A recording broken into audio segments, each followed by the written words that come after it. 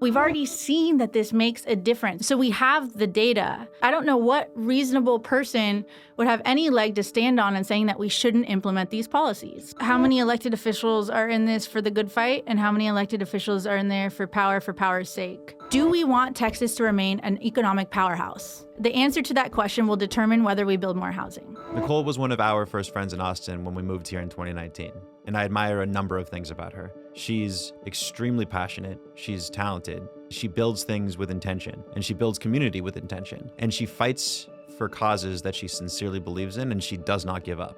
Most recently, she's made incredible headway, advocating for better housing policies in Austin.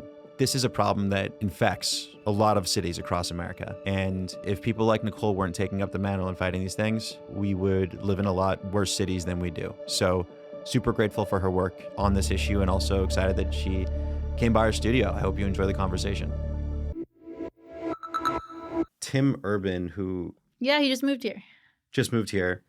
Good people. He had a tweet, I think today. He had this graphic called the danger scale. And basically his idea is that we're tribal creatures, and one of the consequences of not being in a tribe anymore in this modernized world is that we perceive things to be dangerous that actually are not only not dangerous, but that if we engage in them, they can become sort of superpowers. And so he lists things like asking someone out on a date. That's a very terrifying thing to do in the tribal world. In the modern world, there's really no consequences to it, but people still feel this crazy fear. Trying something new, even though you suck at it at first. Same thing. I don't know why we all get so afraid. Quitting your job to start a company or try a career in the arts, putting your real voice out there on controversial topics. That is something that is terrifying for the vast majority of people. The reason why I wanted to bring that up was because this ties back to what the real mission of this housing policy issue is, which is how to reach the people who are terrified to put their voices out there, and how to convince them that it's not that dangerous to put your voice out there for this controversial issue.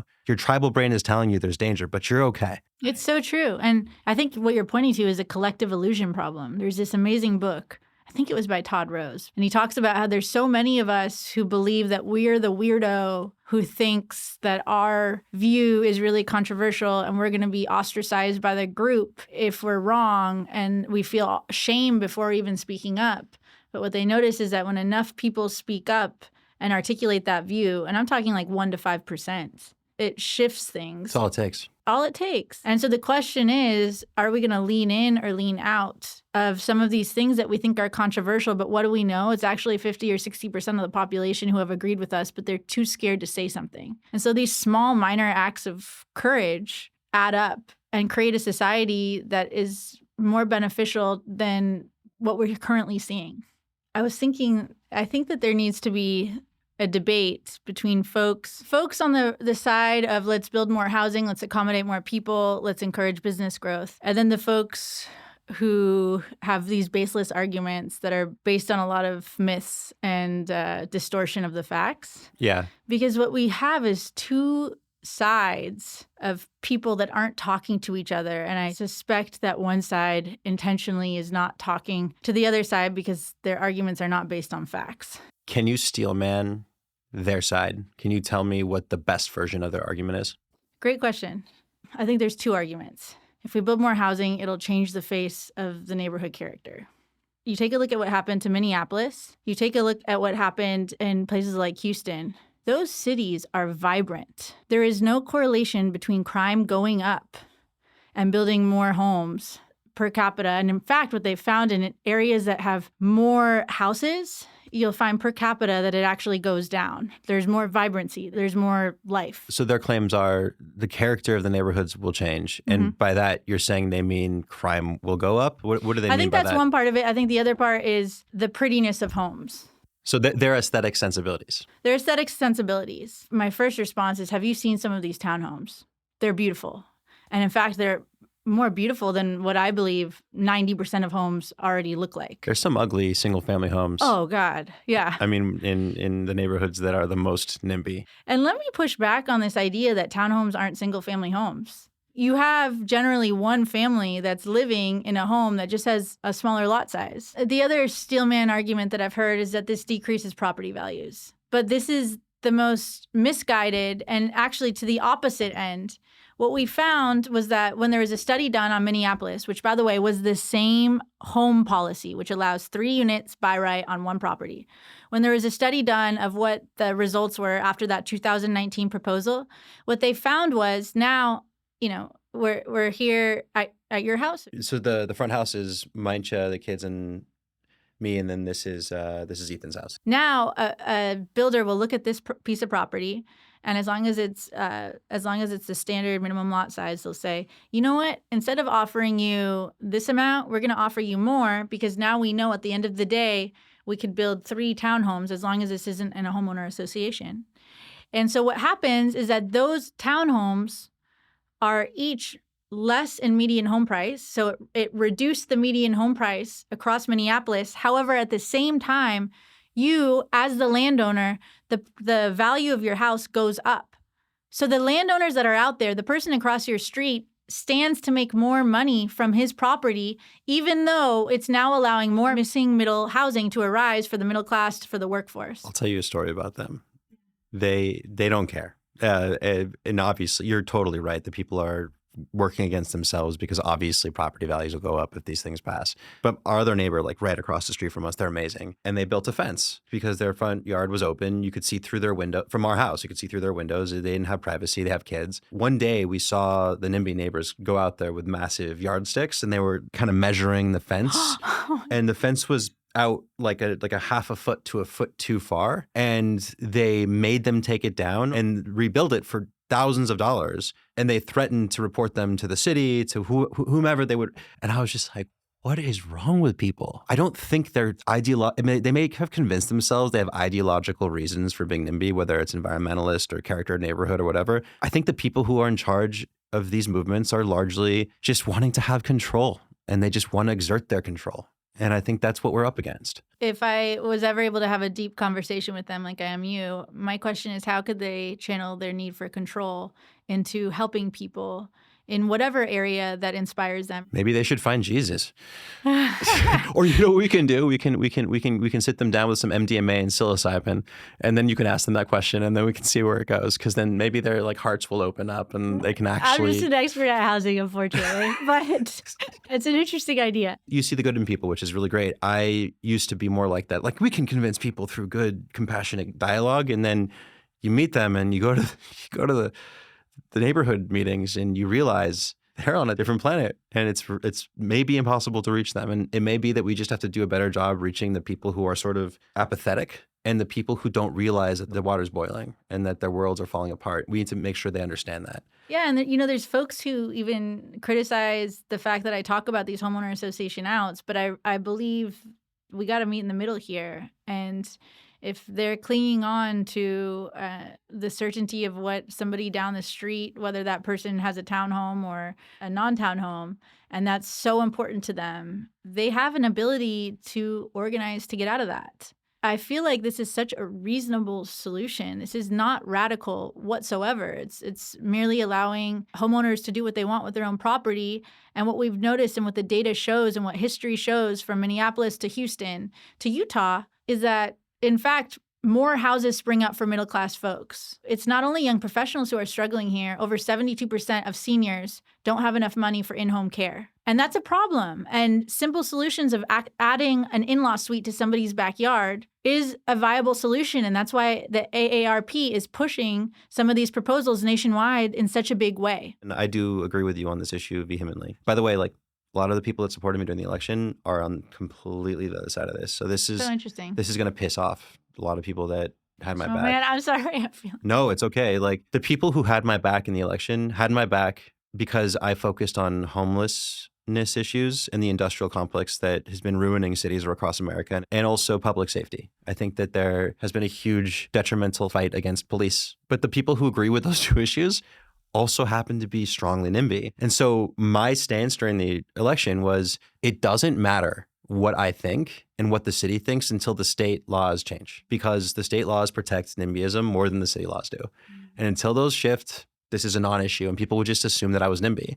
So when stuff like this comes out, I might be disappointing to some people, but in my defense, I didn't lie. I really did care about those two other issues over everything else. I think they did too. And ultimately, I'm not a politician anymore, so they don't have to worry about me going in and being a secret YIMBY or something like that. And that's another thing about being a politician that sucks. It's like, you got to be a secret about stuff. And I don't want to be secretive. I like being unfiltered. We probably bonded the first time we met because we're both so unfiltered. Totally. But kudos to the people who can be it without being sociopaths. I look at what they do and I'm like, it's a lot of work. Good for them. I mean, they must live in hell.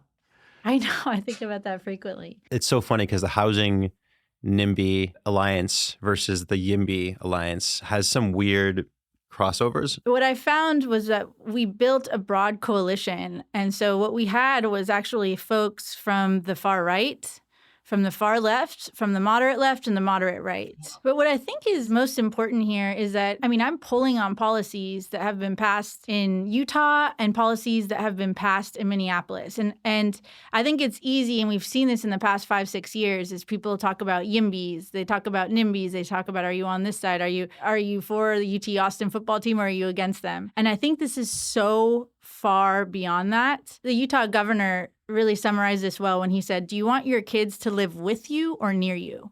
And that is really the question here. And for the person that's across the street who has their signs that say, don't pass these policies, that a whole coalition of folks from business groups to the left groups to right groups are pushing, my question is, what are their grandkids going to be doing?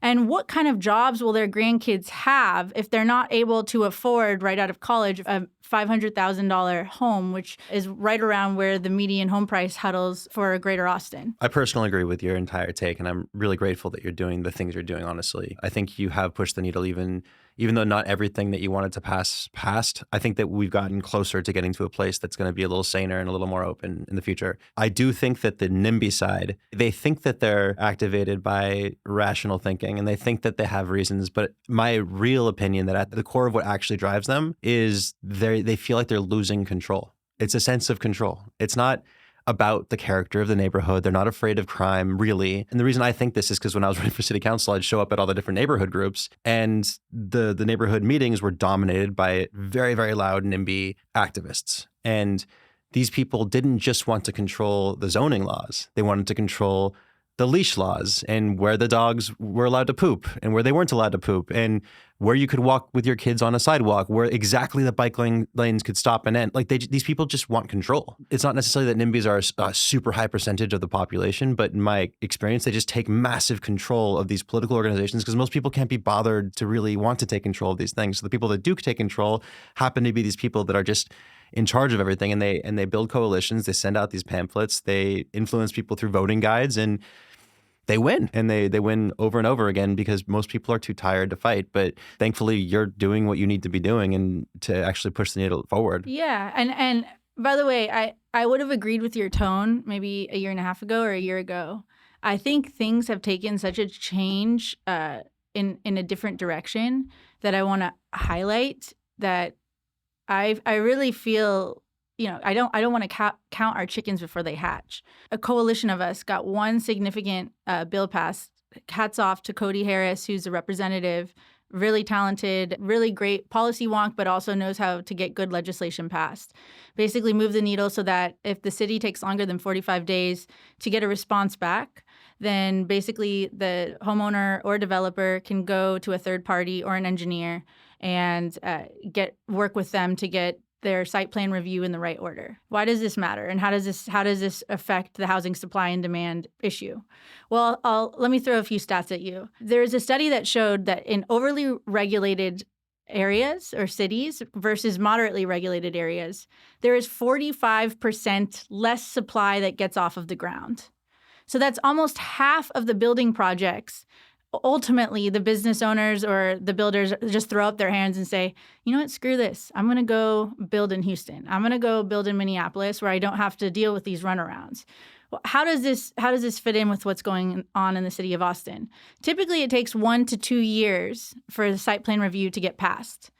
In city of Dallas, while the city of Dallas had reported that it was taking about, I think it was 10 days, when they actually did a report with the Dallas Builders Association, they found that, in fact, it was taking more than 5 months to get their plans back. And you might ask, how does this affect housing affordability? There was a University of Texas study that showed every 3.5 months delay adds 5% to the final price tag. So you do the math. If somebody is taking 1 to 2 years to get your site plan review back, that's about 25 to 30% of the cost of a home that we could just easily shave off.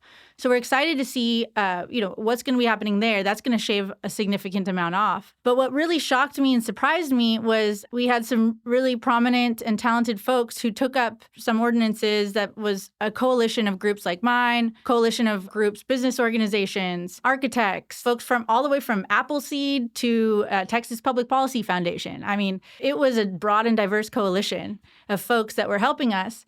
And a lot of those policies, before you knew it, after the ledge session ended, and even though they got close to the finish line, some of them didn't make it, we're now hearing about proposals like home.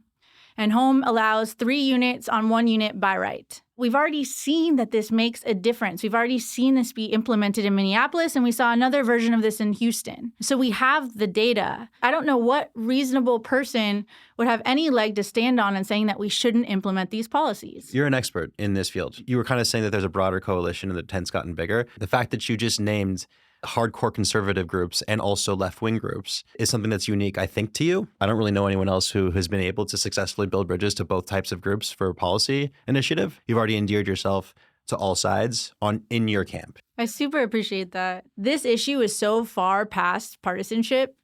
The question is, do we want to look like Detroit, Michigan in a couple decades, or San Francisco, where it's $1.3 million for the median home price of a home. And to live comfortably, there is research that showed you need to have $1.7 million in your bank account. And even if you have all that money, it's not like San Francisco is a comfortable place to live anymore. Yeah, and we're seeing all this data about how people stop having kids. So really, it's a question of the person across the street who's protesting and adverse to these policies. Does he want young professionals to have a real shot at the American dream of homeownership? But not only that, does he think it's fair for young professionals and younger families to not even feel comfortable enough financially to be able to start a family? I mean, you had a kid. 3 kids. 3 kids. And there's probably not a day that goes by where you're trying to figure out, okay, how are the finances going to map up here? And I know a lot of the viewers or listeners think about the same issue. I mean, we're in a really fortunate position, and even still, we've had to change a lot of things about our lifestyles to make sure that we're secure, to make sure we don't make stupid decisions, which I don't think we would have had to have made 5 or 10 years ago. Right. And Aaron, you are making a very good salary. I just met with somebody the other day who actually voted for Mitt Romney, but after Mitt Romney, he jumped off the bandwagon and calls himself a moderate Democrat. It was hard for a lot of people to vote for Trump, right?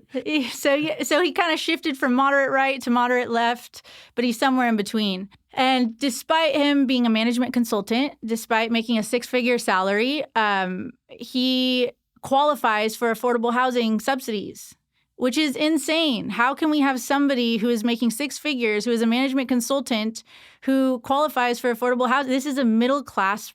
This is now not only a lower income issue, this is a middle class issue. This is a workforce issue. The reason I got inspired to do all of this is while I'm fortunate and we're financially secure now, this was not always the case. Yeah, let's do a rewind before because I do want to get to this part of the story. Yeah. Where did you grow up? I was in California and also Boise, Idaho. Boise before it was cool. Yeah, Boise before it was cool. Gosh, seems like everywhere I go, the housing prices get insane. Because Boise's insane right now. Boise probably needs a few of these policies as well. Absolutely. Between Boise and California, and you spent high school in Boise? I spent 2 years of high school in Boise. I ended up ultimately going to 4 high schools in 4 years. My parents switched me around a lot. So during that point of your life, is that when you kind of discovered your sort of inclination towards politics? Yeah, I realized that, moving from school to school, there was always cliques, and there was the popular group, and there was the unpopular group. And finally, I got so exhausted from doing all these different school moves that I thought, you know what, I want to do something meaningful. And what I'm realizing is that my lunch times and my after school time spent trying to fit into these groups where maybe sometimes I liked one of them, but it wasn't such a fit. Maybe I could spend my time advocating for causes that I truly believed in. You were in search of a tribe. You were spinning your wheels. It was a social sort of conundrum because you kept leaving the schools. Yeah. And then you found sort of a larger mission. Exactly. And I thought, wow, instead of trying to fit into these cliques and instead of trying to figure out who this cool kid is here or who this not, instead of trying to get involved in that at all, why don't I just go to the library and organize around issues that I cared about? And all of a sudden, even though I was probably considered a total dork by my second or third year in high school. You didn't care because you had a purpose, you had a mission. Yeah. At any point in your life, did you ever consider, or were you ever exposed to religion, like Christianity, anything else in your life that you felt attached to for any period of time? Yeah, it's a good question. My mom would take me to Catholic church here and there. My dad was not Catholic. What they said is, Nicole, there is a God. It's important that you believe in God. You can get in touch with that God and in any way. And when I was in California, a lot of my friends were Jewish. We would go to Catholic church with a lot of my family. And I found that when I went to Catholic church, even though I usually had no idea what the priest was talking about, there was a sense of peace that would come over me. That was something that I had never experienced before. That's beautiful. So you had that in your church, and then you were kind of socially uncomfortable because of all the moving. And then you also found purpose in sort of politics, mission, activism, studying. Was it a similar type of peace that you felt in the church, or was it completely distinct, the feelings you were getting from activism versus religion? Great question. My gosh, this is so much deeper than some of the other political podcasts that I've been on, where I'm just ringing off data and studies. And well, we told you the theme. Yeah, I love it. I know. I appreciate this. This takes it a step further. The feeling that I get when I'm involved, when I'm talking to legislators, or when I'm organizing with, or when I'm trying to go deep in understanding what an affordable housing developer, where a lot of the costs accrues, or whether I'm talking to an activist on the left or on the right, it's a sense of flow. I don't know that I've ever felt it in any other area. I went to law school for about a year and a half, and I was like, oh my God, I felt my sense of flow.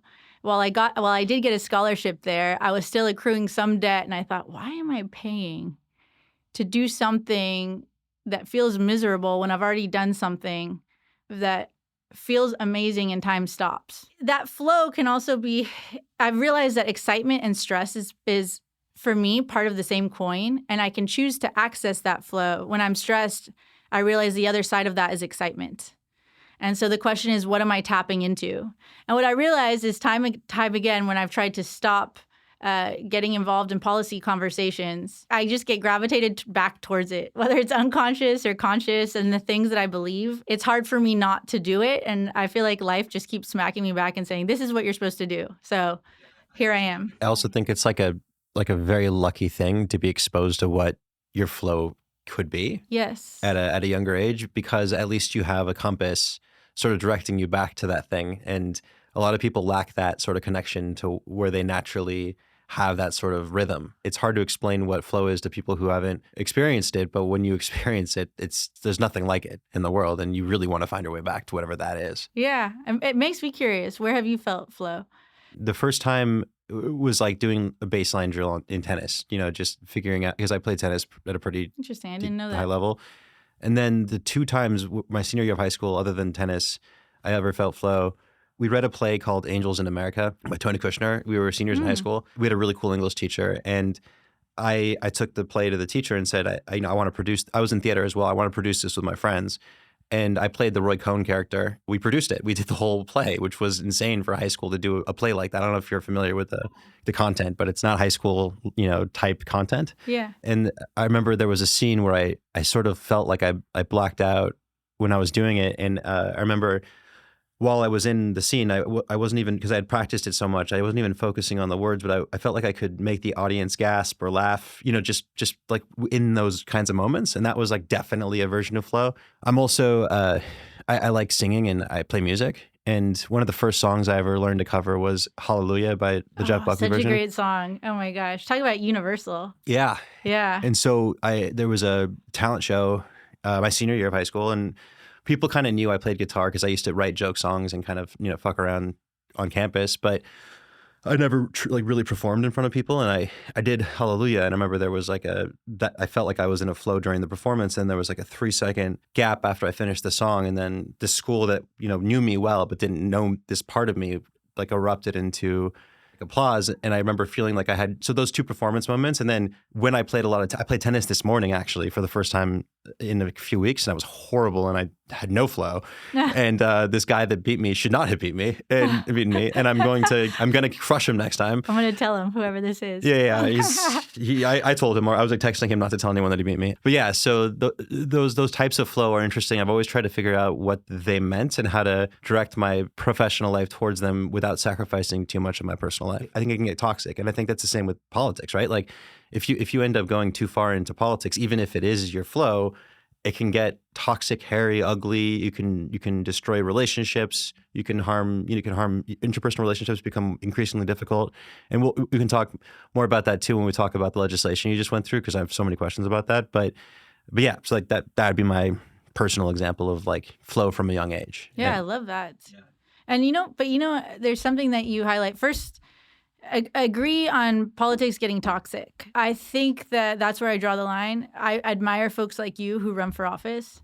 That's too far. Well, it's too far for me now. Yeah. It's in hindsight, it's too far for me. You never know. Maybe in the future, I could see you. I learned my lesson. I learned what it actually is. There's no noble, clean way to do it. You have to be somewhat of a liar. You have to be sycophantic towards people that you don't want to be sycophantic towards. You have to make alliances with people that are not good people. It's not like this pure democracy where everyone just kind of votes for the best ideas or the people that represent the best competence. It's not like that. And we can go further into that when we talk about the legislation and all the experiences you had. But at least in my experience on the city level, it was seedy, and I feel better now, but it took me a bit of time to recover and get my bearings again after dealing with a lot of people I wouldn't have ever chosen to interact with, but for the fact that I was running for office. Yeah, and I hear you. It's hard to be around people like that when you don't want to be around them. So here's what I find really fascinating, and this is where I feel privileged to be able to work on an issue that has so many diverse ways of getting at it. I find Carl Jung, a lot of what he's written about is very insightful, and they're things that build on both Christianity, but it also builds on different branches of psychology. One of the things that he points out on, which I think Joseph Campbell goes deeper on, is that within different cultures, there's usually a unifying archetype or a unifying truth that might look different within different cultures. But there's a common thread, even though people are from totally different parts of the world, speak totally different languages. But point being is that this housing issue, it's so fascinating. This morning, I just came from a meeting with a business leader who's got over 300 businesses in his organization. And would you guess what the number one issue for these business leaders are? Housing. Housing costs. Yeah. If you take a look at what happened in California, there was a Hoover Institute report which showed that hundreds, if not thousands, of companies are moving from California to Texas and Florida for, number one, unsurprisingly, taxes. But can you guess what number 2 and 3 are? Yeah, cost of living. Cost of living and housing costs.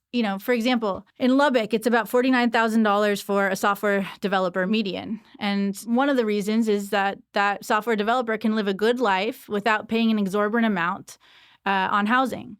Now, in Santa Cruz, it's about $135,000, and I would venture to say that $135,000 wage developer actually has less discretionary cash and actually has less in their bank account because they are spending so much. Way less. On housing. Way exactly. Less. Yeah. The Lubbock employee is probably more wealthy in some ways. Having a much higher quality of life. Yeah. And even though both the business has to pay more, so all of a sudden it becomes harder to have a startup or to be a business in California because you are essentially paying money into the pockets of landlords. And that's a problem. And we're seeing the economics play out. And so the question here, and I think this is a question for both Mayor Kirk Watson, Mayor Eric Johnson, and also Governor Abbott in the state legislature, is do we want Texas to remain an economic powerhouse? The answer to that question will determine whether we build more housing.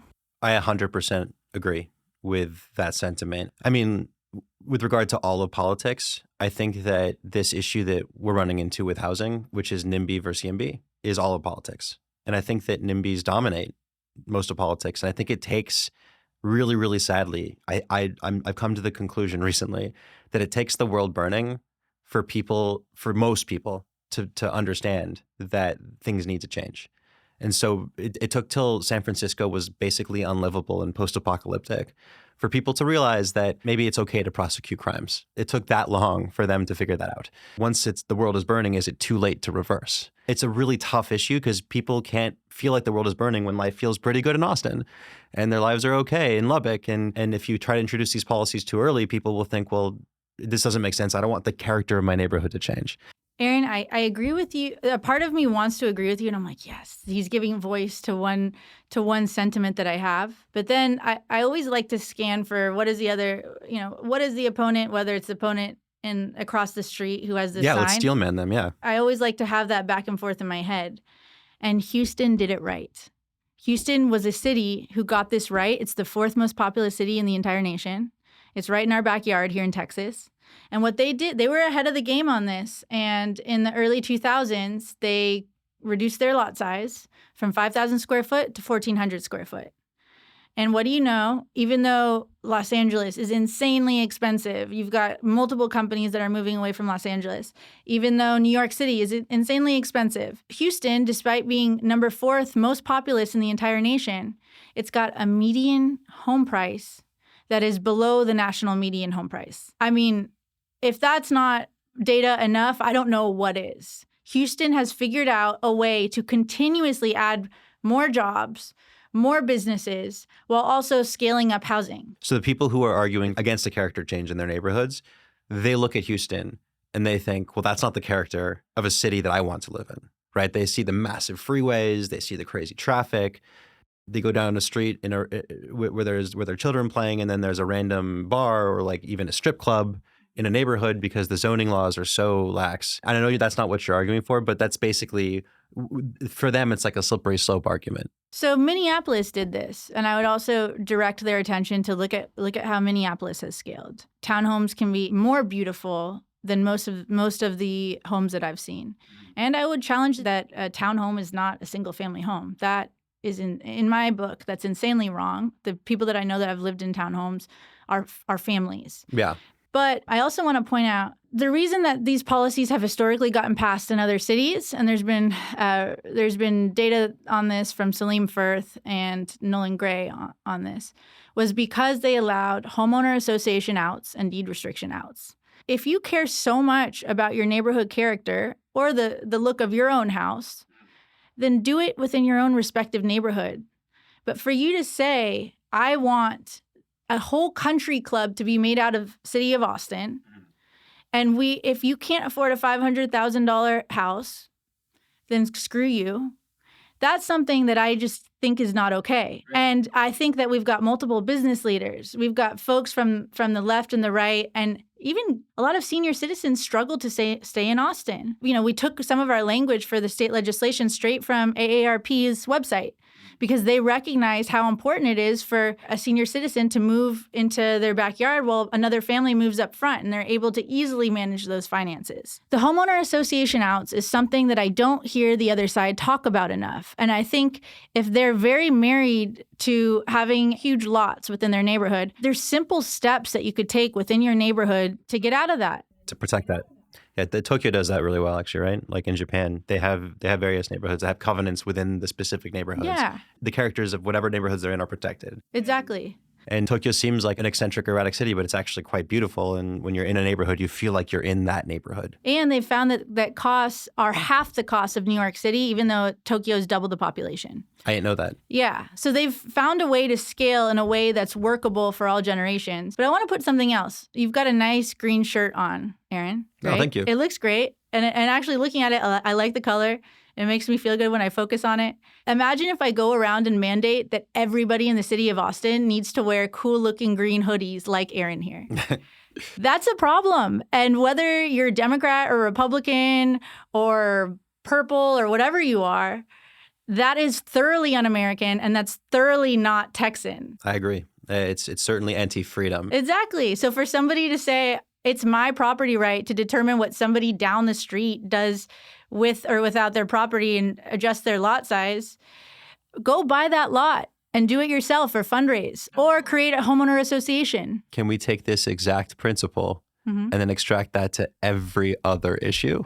So I want to stick to housing over here. Okay, well, I'm I just don't saying, want to like, open up like a whole other can because of worms. you sound like a libertarian. Don't put me in a the box closest thing there. that- I'm in a townhome. You could put me in a townhome box. Okay, well, if you take that same logic and you apply it to 99% of issues, it seems to work. The more you become an expert in an issue, the more you realize that the state really doesn't know what it's doing when it tries to insert itself into things. And in this case, they're screwing up housing. I think there's truth to the principle that you're putting out. I absolutely do. Yeah. And I think that you could find this common thread in other issues, but I don't want to speak out of turn because I just Fair. No, I've lost a lot of friends because I just look at housing data a lot. I was totally messing with you. Yeah, So, yeah, I know. just to simply break it down before we go back to your trajectory from high school, because we got sidetracked from the narrative. So it sounds like there's two steps, and you can correct me if I'm misunderstanding this, to making this happen and getting this done.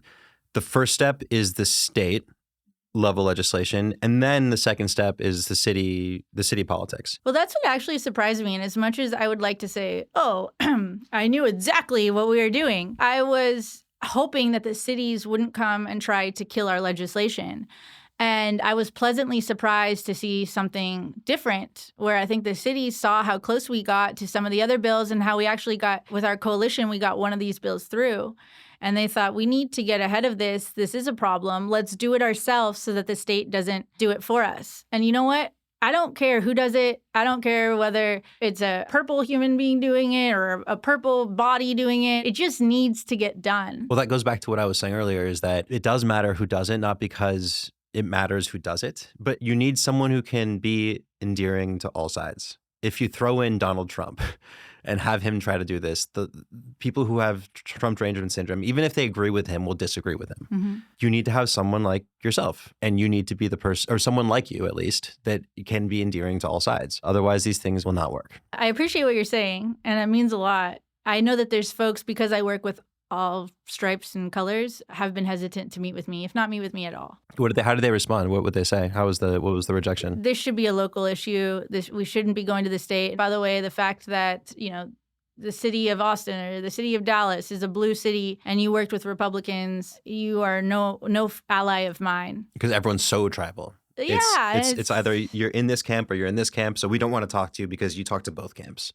Correct. However, what I've found is some of those folks actually ended up coming around. And I even had one person, I had a researcher and a professor from the Metroplex area who told me, I am for the policies that you're introducing. I think it's wrong that you're going to the state. And my response is, well, the cities have had jurisdiction over this for this long, and look where we've ended up. Not only that, but if you take a look at something like the civil rights issue, the feds intervened and said, look, the way that folks are treating African-American people is unacceptable. And what you'll notice is I've seen both sides that are very much in support of what Martin Luther King Jr. did. And yet we're seeing the same thing here in the state of Texas, but also across the United States. The issue of affordability is so bad. And I'm not talking just from an ethnicity or race perspective, but just from different income level perspective, from the way that businesses can or cannot thrive. But we do see a lot of gentrification. Is your anecdotal experience such that one party opens their doors more to you than another party here in Texas? I gotta say, it has not been that situation. What I saw was at the state, there were leaders on both sides of the issue, people that were either former or heads of the Republican and Democrat caucus. In my experience, it's actually been probably totally split down the middle. And I think that this is one of the few issues, as you pointed out earlier. It should transcend party, for It sure. transcends. Yeah. That's interesting. Also, the people who think it shouldn't be a state issue, it should be a city issue, are kind of missing the point that I was trying to make earlier about the steps. Because the way that I understand the city politics is that because there's a state law that basically enables all of us to be super NIMBY, whatever happens on the city level is almost irrelevant. It has to change on the state level for the city to change. And then the city can create its own covenants, its own laws. To your point, neighborhoods can protect themselves in whatever way they want to maintain their historical character. The best possible interpretation of historical character is like the trees, the type of architecture, right? The worst interpretation of that is the accusation that some people may be bigoted and they don't want people that are different from themselves moving into their neighborhoods and being on their street, right? And probably both things can be true for a lot of the NIMBY people. And then there's the environmentalists who aren't really thinking about the environment, because the more concentrated and dense a city gets, probably the better it is for the environment in total. But they're environmentalists in the sense that I like the way the natural environment here feels. And I don't want this to turn into an urban place. And that's another version of environmentalism, I guess, that probably plays a big part in the NIMBY arguments. Is it, or is it kind of shill environmentalism? Let's be real here. I mean, the fact that you have UC Berkeley, which some people might rank as pretty far left amongst public institutions, that put out a study that said the number one action that cities can take in terms of helping the environment is, can you guess? Urbanization.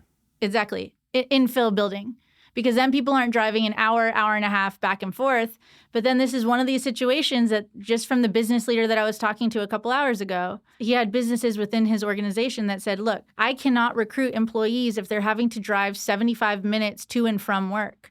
And this means that ultimately I'm going to have to move my company away from Austin if you guys can't figure this out. When I was critiquing the environmentalists who just want the place to look the same, yeah, exactly, and calling themselves environmentalists, I wasn't saying they were environmentalists. Yeah. I know you weren't, but I just want to point out the hypocrisy in this. Yeah, I know. And I never heard that term before, shill environmentalism. I feel like that's even, I mean, we won't go into that because it's a different issue, but I feel like that's a lot of environmentalists these days are shill environmentalists. I mean, certainly with this one. Certainly with this one. And what's fascinating is there's a Rancher Association report that was put out that showed 25% of the land here in Texas is considered valuable, specifically sensitive because the dirt is good and conducive for growing food. Now, you think about if there's ever a national security threat or if there's another weird COVID situation and we need to grow our own food here, we've got that land. However, because we're not allowing people to build up or build inwards or have smaller lots when they want smaller lots, when their grandkids want smaller lots, and when we have a whole bunch of young professionals who would like that, we're having to build over that valuable ranch land. So there's even ranchers who maybe they consider themselves environmentalists, maybe not, but it's purely a ranch agricultural issue that their data would totally support a lot of these proposals that are coming out front. Well, okay, we'll get back. I'm going to find this thread again. I just want to make sure we cover sort of the origin story of Nicole. Yeah. So we go from high school to you went to Berkeley, right? I went to UC Berkeley. Yeah. Okay, and that's like a generally. Did you know going there that there were a lot of there's a lot of activist history? Like, what was your idea about going there? Was that kind of part of the decision? You know, I am and was obsessed with philosophy. And I actually got in for philosophy. They had a really amazing philosophy department. I ultimately ended up switching to rhetoric because some of my best friends who were in the philosophy department, they had you sort of regurgitate these brilliant arguments, which don't get me wrong. A lot of these thinkers are miles ahead of where I am or ever will be. But what I loved about the rhetoric department is you could take these philosophical arguments and the instructor would say, okay, here's Nietzsche's argument. Tell me why he's wrong. And I thought, this is so cool. Yeah, it's badass. And it was this level of critical thinking that I don't know that I would have ever developed. And what was interesting is that it actually helped me transcend even party lines because there's things that I love about both sides and things that I really disagree with on both sides. I mean, if you can't steel man, you're the opposing view to what you believe, then you don't really know what you believe. Absolutely. Yeah, and then you're just kind of in an echo chamber and talking to yourself at that point. So. Yeah, so I went to Berkeley, and then ultimately when I ended up going to the workforce, I became a paralegal, and I was studying to go to law school. And as I was working 45, 50 hours a week, studying for the LSAT on top of that, the best living option that I could find was something that was about 20 minutes from work. And it was a 3-bedroom apartment where there was a family and a baby in one room. And then the second room was another young professional. And I was in the third room as a young professional. And even after paying rent, I had about $1,000 in my bank account every month. And so despite making just below $50K, I thought, wow, if I'm living like this, how is a nurse living or a nurse's assistant? I mean, the concept of home ownership was just wildly unavailable, not within hand's reach at any time soon. Even if this is a temporary situation for me, there are other people who are working their bums off to make decent money. And if we don't allow our middle class to have the concept of home ownership within reach, what kind of society are we actually headed towards? And I don't want to get too off track here, but if you take a look at Roman history, you'll see that some of the wars towards the decline of Rome paralleled some of the housing stock of those soldiers who left, and they ended up selling their homes. Or it ended up getting taken over by the folks that were in Rome while they were off fighting the wars. I love the idea of YIMBY literature highlighting ancient Rome, just being like NIMBYs killed ancient Rome. It's like the factor that no one talks about. It's like barbarians, NIMBYs. Yeah. The plague. I went to an ABBA convening, which is a Christian group that pulls together business leaders and they try to solve real problems. How can you claim to be a Christian when you are trying to block access to your grandkids' friends having a townhome in your own neighborhood? 48% of millennials in America today are living with their families. That's historic. It's insane and unacceptable. It feels pathetic, but it's also, to your point, hard to judge people because times are harder than they were. But do they have to be? Well, the baby boomers screwed up quite a bit. Yeah. But that said, this could be alleviated greatly if we had better housing policy. And it's simply allowing people to build towards what the market needs. Yeah. Well, I want to source real fast. Yeah, absolutely. So you got super passionate about this. It's obviously sincere. You don't have to be doing this now. You're doing this because you care deeply about changing this. And there's like a downstream effect and a ton of positive consequences that could come from this happening for a lot of people in society if this is more successful, if we continue fighting for this thing, right? Is this connected, do you think at all? Have you ever thought about the impetus to your religious sensibilities, even in the piece that you found in the church or the mission-driven stuff, or is this completely disconnected for you? You know, it's so funny that you say that. I was just reading something earlier about how we're in a time and place where we're running away from history, and some of the greatest minds now are building beautiful gardens within sort of their own space, as opposed to building to contribute out to the world, because people don't feel unified in building towards something because there's so many varying sort of philosophical approaches or religious approaches. And at the end of the day, what I see and what I feel like my religion has taught me is that helping people and meeting them where they're at, it inspires me. It gets me up every morning.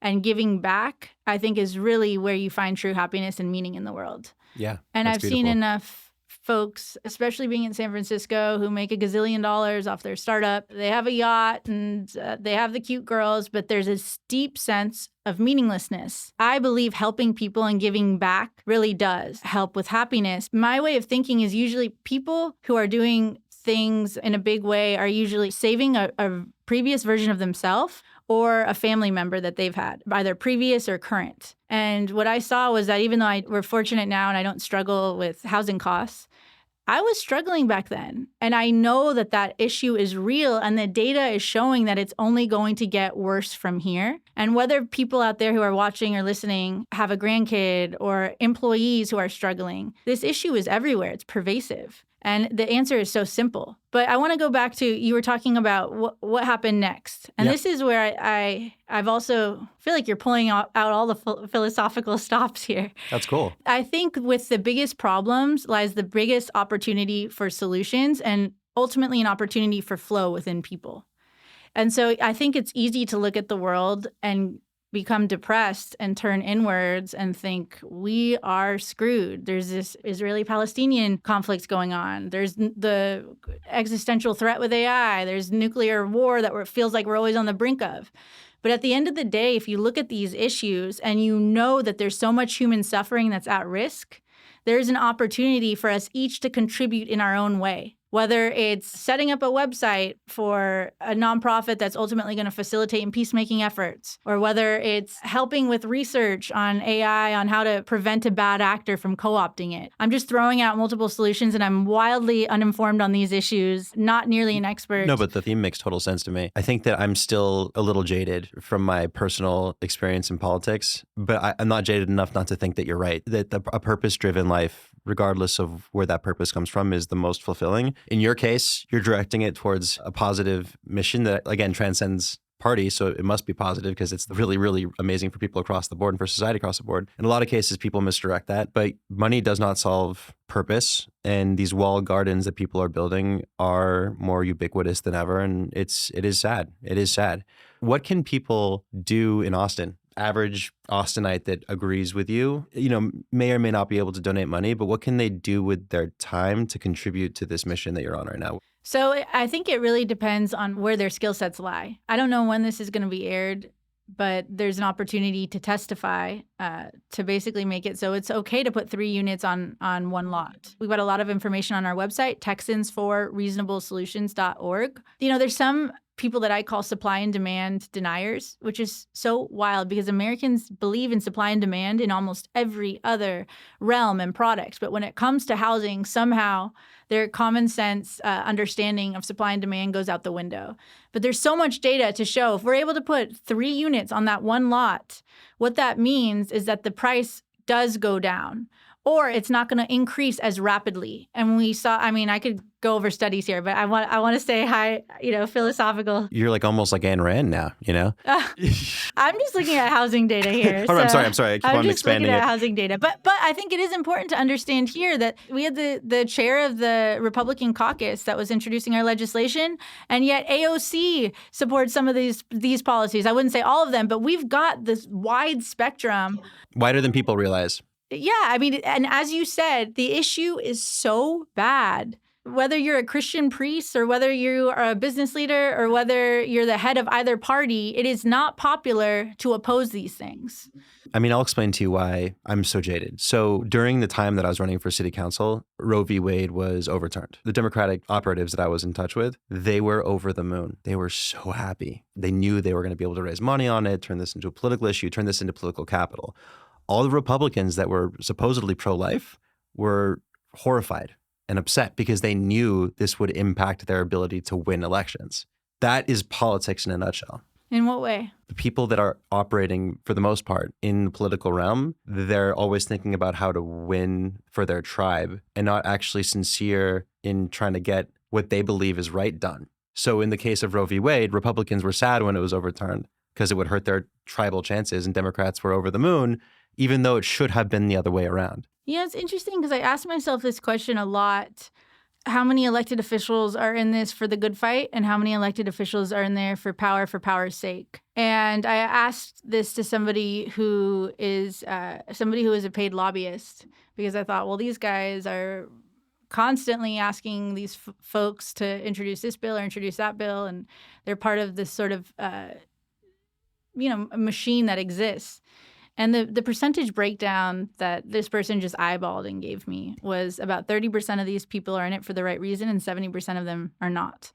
Now, I know it's unfortunate, but what I can say is that I think what has fascinated me, I've been working and doing this stuff for probably 15 years now, and authenticity can come across at the end of the day, what somebody says and how they say it on the news or on the radio or on a podcast.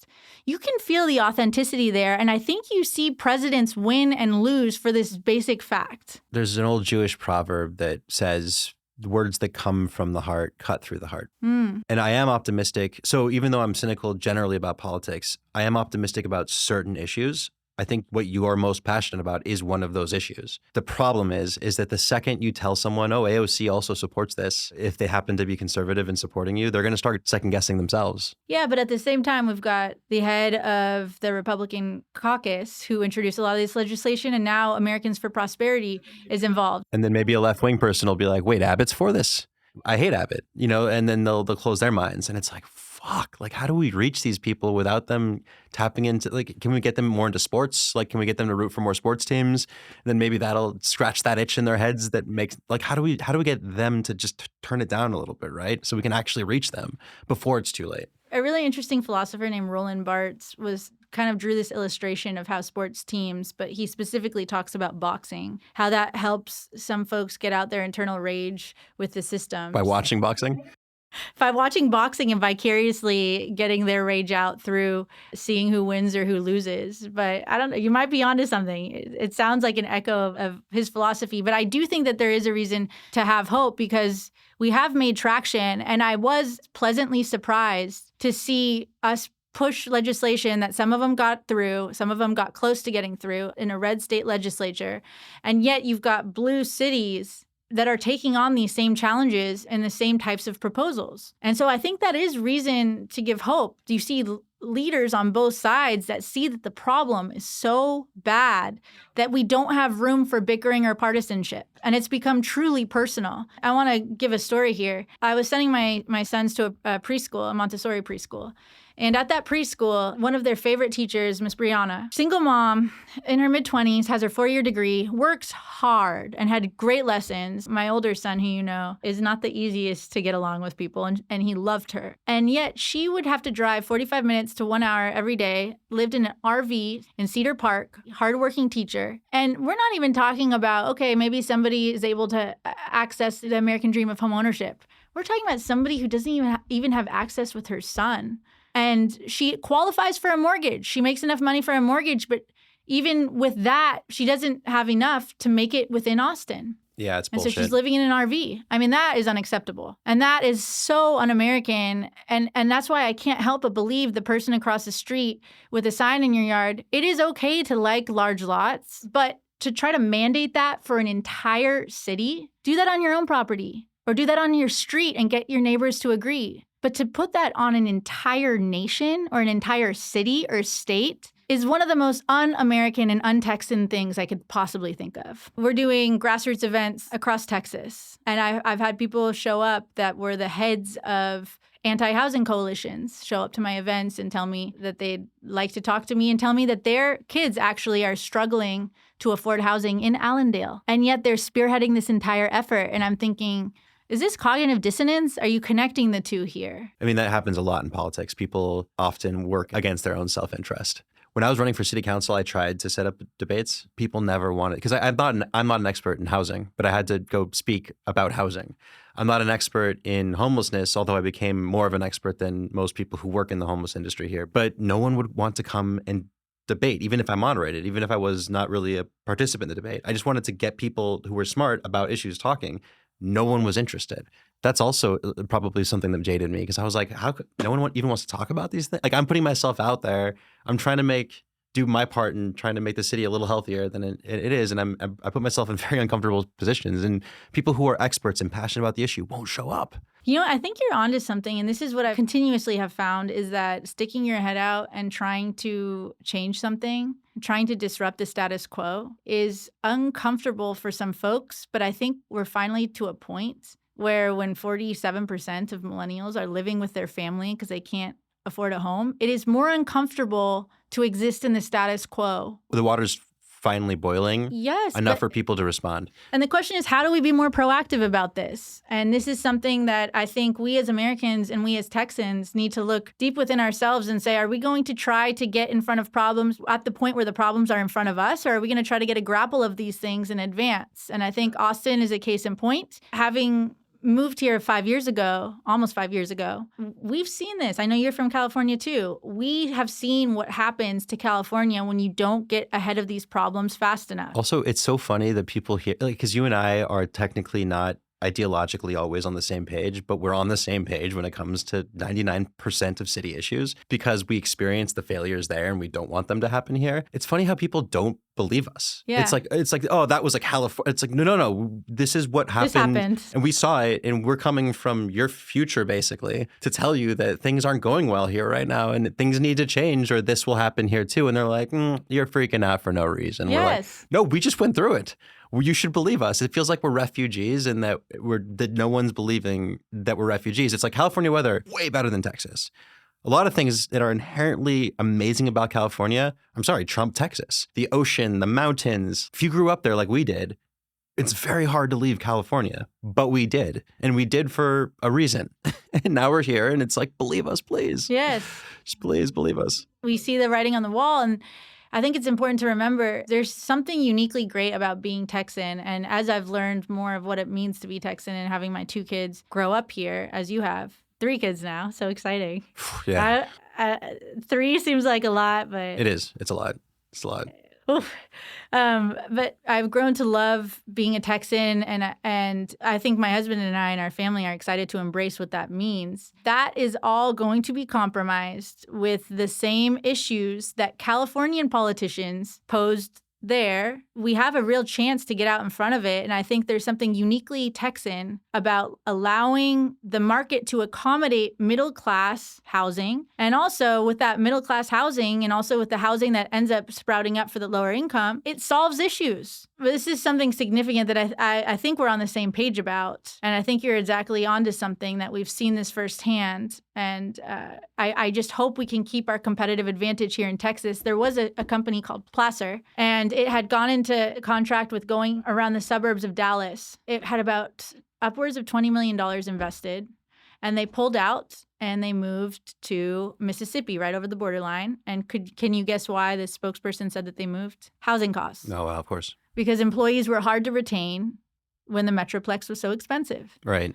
And this isn't surmising here. This was officially a quote that was put out by the company. There's no debating the reasons that these things are happening. Yes. And it's so obvious. I'm really happy that you came today. And Yeah, we should do it again. We'll do more in the future where we get deeper into other philosophical sort of thematic issues that I think that you're somewhat of an expert on that I really enjoy talking about with you. I'm really excited for the debate. That's something that's important, that people start stepping up to the plate to really go head to head with the people they disagree with about the issues that they're most passionate about. It's funny that you say that because, you have folks up there that are talking about driving the Latino population out of Austin. And yet there's so many reports. One report in specific shows that in areas that build housing versus not build housing, you end up retaining 17% more of different folks than you otherwise would if you don't build.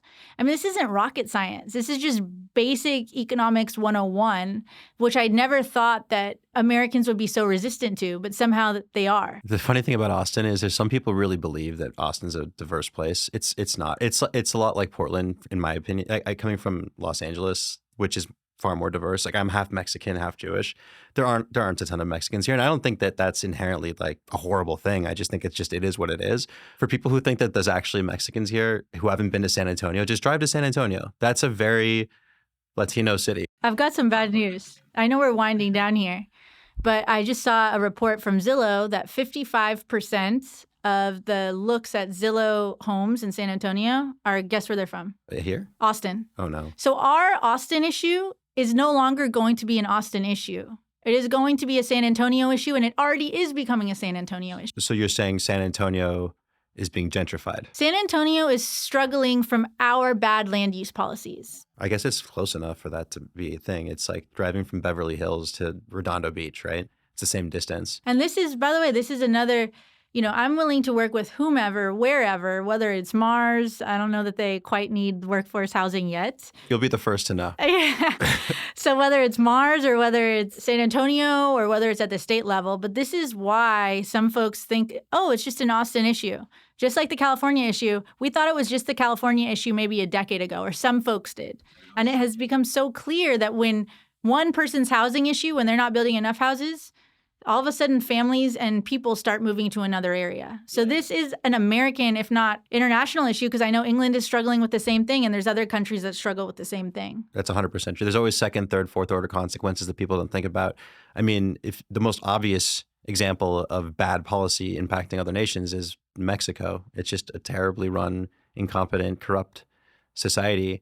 And we have to suffer the consequences of that. There are some positives. There's some silver linings to having an awesome Latino workforce in America.